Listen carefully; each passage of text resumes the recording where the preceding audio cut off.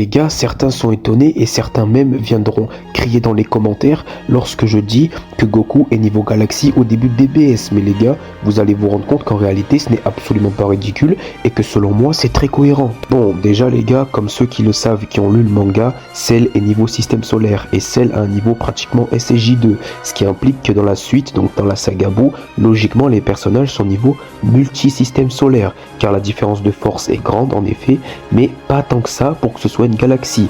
Les gars, je vais vous donner rapidement une estimation d'une taille de galaxie. Les gars, une taille de galaxie, c'est pas seulement des milliers d'étoiles ou des milliers de systèmes solaires. Non, non, non les gars, une galaxie comme la nôtre, c'est-à-dire la Voie lactée, possède environ 350 milliards d'étoiles. Et si vous comptez pas toutes les planètes, les trous noirs, les astéroïdes et tout à côté.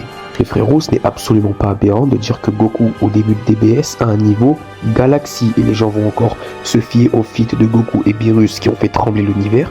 Mais les gars, ils ne l'ont pas détruit, ils l'ont simplement fait trembler et ils l'ont mis en danger. Et comme vous le voyez, aucun astre a été détruit, les gars. Et pour une destruction, il faut beaucoup plus de puissance qu'un simple tremblement, les gars. Je peux faire trembler le sol autour de moi, ça veut pas dire pour autant que je vais le détruire. Sachant que les gars, vous avez encore oublié un truc important, il n'y avait pas que Goku, il y avait aussi Beerus. Et Beerus, pour moi, c'est la majorité justement de l'équation de ce feat, de ce soi-disant feat. Parce que les gars, comme on le sait, Goku SSJ God est infiniment moins puissant que Beerus. Et Beerus, son esprit tout entier est concentré uniquement sur la simple et pure destruction.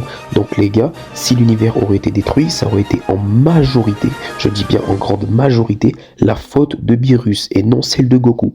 Vous le savez les gars, dans Dragon Ball, à l'heure actuelle, les antagonistes les plus récents de Goku sont niveau multigalaxie, comme on l'a pu le voir avec Moro. Moro est un niveau multigalaxie et il a un niveau équivalent à Goku Ultra Instinct maîtrisé.